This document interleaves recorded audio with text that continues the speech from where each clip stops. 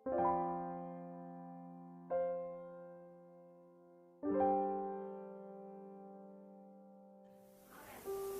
kita mendahului kemenangan kita. Ganti semua perkataan-perkataan negatif dengan pujian. Kalau saudara ingat kisah Josafat di dalam 2 Tawari 20. Pada waktu itu dia menghadapi musuh laskar yang sangat besar. Bukan hanya satu bagian musuh, tapi 3 bagian. Orang-orang Bani Amon, Bani Moab, dan orang-orang dari pegunungan Seir bersatu melawan bangsa Israel. Yang dari segi jumlah, dari segi logika, tidak mungkin menang. Dan saudara pun mungkin menghadapi persoalan seperti itu. Saudara lihat sumber daya saudara, ya, dan situasi yang saudara hadapi, tidak ada jalan keluar. Tetapi Josafat dan bangsa Israel tahu apa yang harus mereka perbuat. Mereka berdoa. Dan pada waktu berdoa, Tuhan mengirim nabinya. Dan disitulah ada perkataan, percayalah kepada Tuhan, percayalah kepada nabi-nabinya. Amin. Tuhan selalu memberi jalan keluar. Nah, apa yang menjadi respon kita, itulah yang penting. Bangsa Israel merespon dengan benar. Setelah mereka mendengarkan firman daripada Nabi Tuhan, apa yang mereka lakukan? Ayat 18, 19, 20, 21, 22, dalam 2 Tawari 20 menjelaskan. Mereka maju dan bersorak-sorai dengan suara nyaring. Menyanyikan nyanyian pujian. Begitulah Tuhan berkenan. Dan saudaraku, Tuhan sendiri yang turun menumpas Bani Amon, Bani Moab, dan orang-orang dari pegunungan Seir. Dikacaukan Tuhan. Sehingga mereka berkelahi satu dengan lain. Dan bangsa Israel menjarah mereka sampai 3 hari lamanya.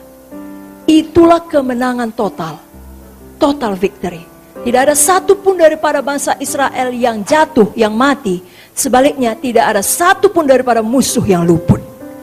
Saudara mau kemenangan demikian, buang perkataan negatif. Lebih banyak memuji Tuhan dalam doa saudara. Berkata kepada gunung saudara. Kita masuk kepada poin berikutnya. Penguasaan lidah untuk tidak mengucapkan kata-kata membalas dendam. Semua kita masih punya emosi. Semua kita masih punya perasaan. Tapi kita harus belajar tidak dikuasai oleh indera kita seperti yang dikatakan oleh Ibu Pendeta Victoria. Amin. Itulah saat yang paling tepat kita berdoa mohon kasih karunia Tuhan. Mohon Zoe kita izinkan menguasai kita. Dan cukup kasih karunia Tuhan saudaraku. Teladan kita tentunya adalah Tuhan Yesus. Itu teladan yang terbaik. Saya bacakan Yesaya 53 ayat 7. Tuhan Yesus dianiaya. Tetapi dia membiarkan dirinya ditindas dan tidak membuka mulutnya. Seperti anak domba yang dibawa ke pembantaian, seperti induk domba yang keluh di depan orang-orang yang menggunting bulunya, ia tidak membuka mulutnya. 1 Petrus 2, 22-23. Ia tidak berbuat dosa dan tipu tidak ada dalam mulutnya.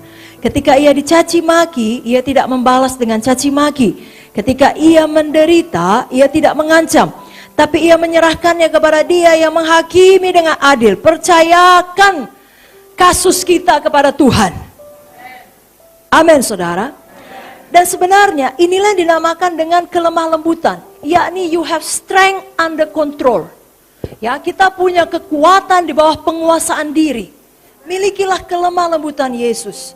Belajarlah kepada aku sebab aku rendah hati dan lemah lembut. Sarungkan pedangmu Petrus, apakah kau kira aku tidak bisa memanggil 1 legion malaikat untuk membawa aku keluar dari situasi ini? Jangankan 1 legion malaikat, dirinya sendiri pun sanggup melakukannya. Tuhan Yesus punya kuasa, Dia maha kuasa, tapi Dia tidak melepaskan dirinya pada waktu Ia ditangkap, karena Dia tahu itu harus Dia lalui. Kita pun tahu ada bentukan yang harus kita lalui. Amin, saudaraku. Amsal 24 ayat 29. Janganlah berkata, sebagaimana ia memperlakukan aku, demikian kuperlakukan dia. Aku membalas orang menurut perbuatannya. Jangan. Justru kita dapat melunakkan hati orang yang marah besar pada waktu kita menjawabnya dengan kelemah lembutan. Amsal 15 ayat 1. Jawaban yang lemah lembut meredakan kegeraman, tetapi perkataan yang pedas membangkitkan amarah. Saudaraku, jawab dengan lemah lembut. Amin. 1 Korintus 13 ayat 5 berkata, kasih tidak menyimpan kesalahan orang lain. Ini adalah pilihan kita. Di dalam buku Amsal 12 ayat 18 dikatakan, ada orang yang lancang mulutnya seperti tikaman pedang, tetapi lidah orang benar mendatangkan kesembuhan. Mari kita baca sekali lagi, Amsal 12 ayat 18.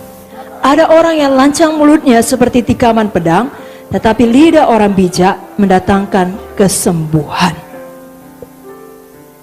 Jadi kalau ada orang melukai kita, abaikan cemooh, supaya kita jangan terluka. Pada waktu kita tidak terluka, kita mampu menjawab dengan lemah lembut. Kita mampu untuk mendatangkan kesembuhan. Jangan pilih menjadi orang yang lancang mulut. Jangan pilih menjadi orang yang mulutnya seperti tikaman pedang. Sakit orang lain dibuatnya. Tapi mulai malam ini, biar pewahyuan turun. Kita mengerti bahwasanya hati Tuhan adalah menyembuhkan orang. Sama seperti Dia telah menyembuhkan kita, Dia mau memakai kita untuk menyembuhkan orang lain. Dan orang bertobat bukan karena dilukai. Orang bertobat karena diberitakan firman. Dan Roh Kudus yang mewahyukan itu sebagai kebenaran. Sehingga dia mau berubah.